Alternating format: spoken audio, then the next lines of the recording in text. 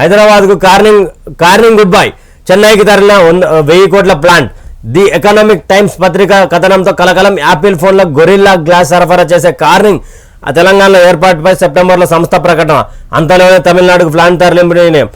చెన్నైకి పోతున్న తెలంగాణ ప్లాంటే. కంపెనీ వర్గాలు మెటీరియల్ సెన్సెస్లో ప్రపంచ అగ్రగామిగా ఉన్న కార్నింగ్ కంపెనీ హైదరాబాద్ కాదని తమిళనాడులో 1000 కోట్లతో కొత్త ప్లాంట్ని ఏర్పాటు చేయాలని నిర్ణయించింది. చెన్నై సమీపంలోని శ్రీ పేరంబుదూర్లో దగ్గరలో ఉన్న పిల్లై పక్కంలో 25 ఎకరాల విస్తీర్ణంలో ఈ ప్లాంట్ను ఏర్పాటు చేయనున్నారు. ప్లాంట్ ఏర్పాటుతో 300 మందికి ఉపాధి అవకాశాలు లభించనున్నాయి. ఈ మేరకు జాతీయ ఇంగ్లీష్ దినపత్రిక ది ఎకనామిక్ టైమ్స్ మంగళవారం కథనం ప్రచురించింది. యాపిల్ ఫోన్లకు ఇతరత్ర ఎలక్ట్రానిక్ డివైజ్లకు గొరిల్లా గ్లాస్ సరఫరా లక్ష్యంగా కార్నింగ్ ఈ ప్లాంట్ ఏర్పాటు చేస్తున్నట్టు కంపెనీ వర్గాలు తెలిపాయి. గొరిల్లా గ్లాసుల తయారీలో ప్రపంచంలో అగ్రగామిగా కార్నింగ్ పేరున్నది. అమెరికా వాణిజ్య రాజధాని న్యూయార్క్ కేంద్రంగా కార్యకలాపాలు నిర్వహిస్తున్న సంస్థ. స్మార్ట్ ఫోన్ దిగ్గజం యాపిల్కు ప్రముఖ సరఫరాగా ఉన్నది. అంటే వీళ్ళు ఏం చెప్పుకుంటూ వస్తున్నారంటే తెలంగాణ రాష్ట్రంలో తెలంగాణ గవర్నమెంట్ మారిన తర్వాత ఉన్నట్టుండి గత సెప్టెంబర్లో వస్తామని చెప్పి పెడతామని చెప్పిన తర్వాత సడన్గా ఏదైతే ఉందో అది తమిళనాడుకు పోయింది. తమిళనాడుకు పోవడం ఏంటంటే అసలు ఈరోజు అదే గవర్నమెంట్లో కేసీఆర్ ఉంటే పెద్దగా కాకపోతుండే అన్నట్టు ఆయన రాసుకుంటూ వచ్చిండు. అదిగో సచివాలయంలో జర్నలిస్టుపై కాంగ్రెస్ ఎమ్మెల్యే దాడి. సిద్దిరెడ్డి శ్రీనివాస్ రెడ్డిపై మైనంపల్లి రోహిత్ దౌర్జన్యం. సీఎం చాంబర్ ఎదుటే గల్ల పట్టుకొని బెదిరింపు. ఇది మరి ఏదైతే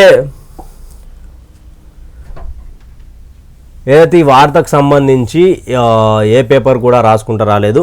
కాకపోతే ఈ యొక్క పేపర్లో రావడంతో ఏంటి అనేది తెలియాల్సి ఉంది. నిజానికి కూడా ఒక సిద్దిరెడ్డి శ్రీనివాసరెడ్డి గారిని కాంటాక్ట్ అయ్యే పనిలో ఉన్నాం. ఆయన దీనిపై క్లారిటీ ఇస్తారు అని అనుకుంటున్నాం. ఎందుకంటే నిజానికి కూడా సరే నిజమైతే జర్నలిస్టులం కాబట్టి పక్కాగా అసలు దీనిపై గతంలో జర్నలిస్టులపై దాడులు జరిగినాయి.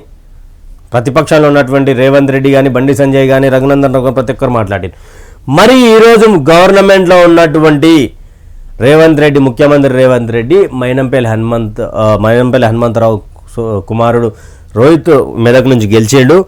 ఆయన ఏంది అనే దీంట్లో లోపాలు 3వ పేజీలకు చదివితే ఏముంటుందంటే అసెంబ్లీ ఎన్నికలు జరగకముందు సీట్ల కేటాయింపు జరగకముందు కొంతమేరకు ఆయన రాజకీయ విశ్లేషకుని కొన్ని డిబేట్లలో ఇక్కడ మైనంపల్లి రోహిత్ ఓడిపోతా ఉన్నాడు, అందుకే ఇక్కడ బీఆర్ఎస్ టికెట్ ఇవ్వలేదు. రోహిత్ కంటే పద్మా దేవేందర్ రెడ్డి చాలా పెద్ద క్యాండిడేట్, గట్టి క్యాండిడేట్ అని కూడా ఆయన చెప్పినట్టు రాసుకుంటూ వచ్చి అయితే నా గురించి నువ్వు ఏం మాట్లాడావురా అసెంబ్లీ ఎన్నికల కంటే ముందు నిన్ను చంపేస్తాను కిందికి అని చెప్పి అక్కడ జర్నలిస్టులు పోలీసులతో కొంతమేరకు మధ్యలో రావడంతో సద్దు మరిగిందని కూడా ఆయన నమస్తే తెలంగాణ తల్లి రాసుకుంటూ వచ్చింది. మరి అది ఎంతవరకు ఒకసారి అయితే మేము సిద్దిరెడ్డి శ్రీనివాసరెడ్డిపై గారిని కూడా కాంటాక్ట్ అయ్యే పనిలో ఉన్నాం. ఆ కాంటాక్ట్ అయితే దీనికి సంబంధించినటువంటి పూర్తి వివరాలను వెల్లడిస్తాం. కాకపోతే ఇది నిజమైతే దయచేసి ముఖ్యమంత్రి రేవంత్ రెడ్డి గారు దీనిపై చర్యలు తీసుకోవాలి.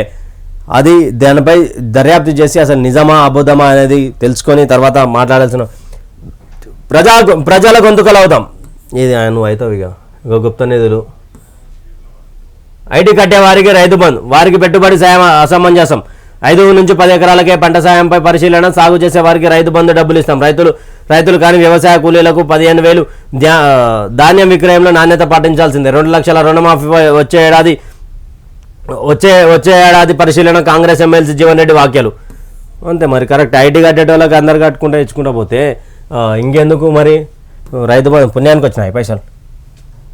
అప్పుల కూబీలా నింపిపోయారా నాయన, అప్పుల కూబీలా నింపింది తెలంగాణ గవర్నమెంట్ గతంలో. ఐటీ కట్టే వాళ్లకు రైతు బంధు కట్ చేస్తున్నట్టుగా సమాచారం ఉంది. నిజానికి కూడా కట్ చేసే యోచనలో గవర్నమెంట్ ఉన్నట్టుగా తెలుస్తూ ఉంది. దయచేసి వైఆర్టీవీ తెలంగాణను మరోసారి వేడుకుంటున్నాము. వైఆర్టీవీ తెలంగాణను సబ్స్క్రైబ్ చేసుకొని నిజంగానే నిర్భయంగా చూపించే ప్రయత్నం మేము చేస్తూ ఉన్నాం. మేము కానీ మా సోదరుడు జర్నలిస్ట్ రంజిత్ అన్న కానీ ప్రతి ఒక్కరూ ప్రశ్నించే గొంతులుగా మీ సమస్య మా పోరాటంలాగా మీ సమస్యలపై మేము పోరాడేలాగా వైఆర్టీవీ ఉంటుంది. దయచేసి వైఆర్టీవీ తెలంగాణ కానీ వైఆర్టీవీ తెలుగు కానీ సబ్స్క్రైబ్ చేసుకోవాలని కోరుకుంటున్నాం. Right, thank you.